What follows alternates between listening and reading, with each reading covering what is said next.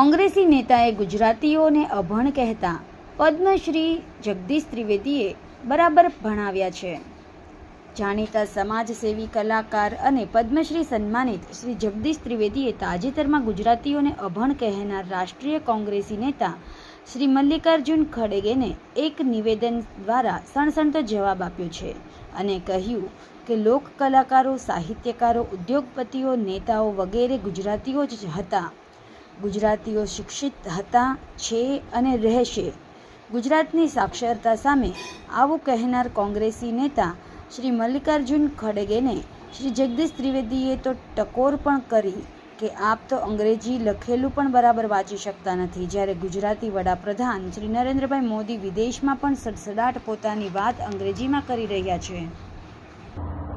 કોંગ્રેસના રાષ્ટ્રીય અધ્યક્ષ મલ્લિકાર્જુન ખડગે સાહેબે હમણાં જાહેરમાં તમામ ગુજરાતીઓને અભણ કીધા, નિરક્ષર કીધા, અને એટલે મારે વિનમ્રતાથી કહેવું છે કે ભારતના રાષ્ટ્રપિતા મહાત્મા ગાંધી ગુજરાતી છે અને એ પરદેશમાં જઈને બેરિસ્ટર થયેલા। પ્રથમ વડાપ્રધાન થવા માટે સૌથી લાયક ઉમેદવાર કોઈ હોય તો એ સવાયા ગુજરાતી સરદાર વલ્લભભાઈ પટેલ હતા અને એ પણ પરદેશમાં જઈને બેરિસ્ટર થયેલા।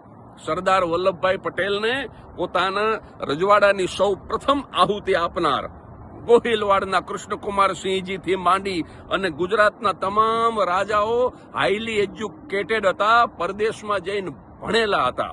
ગુજરાતના ઉદ્યોગપતિ અંબાણી, મુકેશભાઈ અંબાણી એ રિચેસ્ટ એશિયન ઉદ્યોગપતિ છે અને એ પણ કેમિકલ એન્જિનિયર છે। એટલું જ નહીં, આપણા સાયન્ટિસ્ટ ડોક્ટર વિક્રમ સારાભાઈ, ઈસરોના સ્થાપક, એ તો હાઈલી એજ્યુકેટેડ હોય જ। આપણા સાહિત્યકારો ઝવેરચંદ મેઘાણી, પન્નાલાલ, સુંદરમ, ઉમાશંકર, તમે જેટલા નામ લ્યો, આ બધા જ અંગ્રેજી કાવ્યોનો ગુજરાતીમાં અનુવાદ કરનાર હાઈલી એજ્યુકેટેડ સાહિત્યકારો હતા। અને અમે લોક કલાકારો, હું તો નાનકડો કલાકાર છું, પણ 3 અલગ અલગ યુનિવર્સિટીમાંથી મેં 3 વખત પીએચડી કર્યું છે। એટલે ખડગે સાહેબ ગુજરાતના લોક કલાકારો, સાહિત્યકારો, ગુજરાતના ઉદ્યોગપતિઓ, ગુજરાતના રાજવીઓ, તમામ ગુજરાતીઓ એજ્યુકેટેડ હતા, છે અને રહેશે।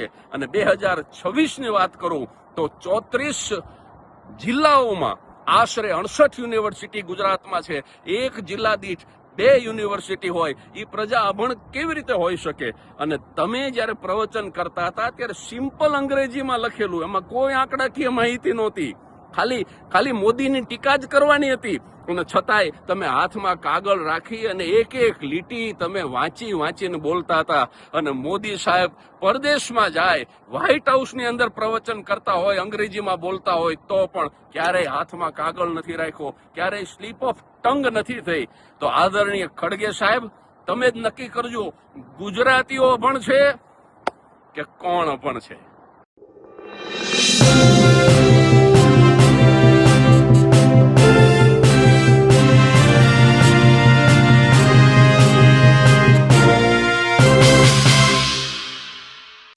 સમાજ માટે, સત્ય માટે, સત્યપૂર્ણ સમાચાર પ્રસારણ આપના મોબાઈલ પર તરત જ લાઈક કરો, શેર કરો અને સબસ્ક્રાઈબ પણ કરો। અને હા, ઘંટડી વગાડવાનું ન ભૂલશો। આભાર।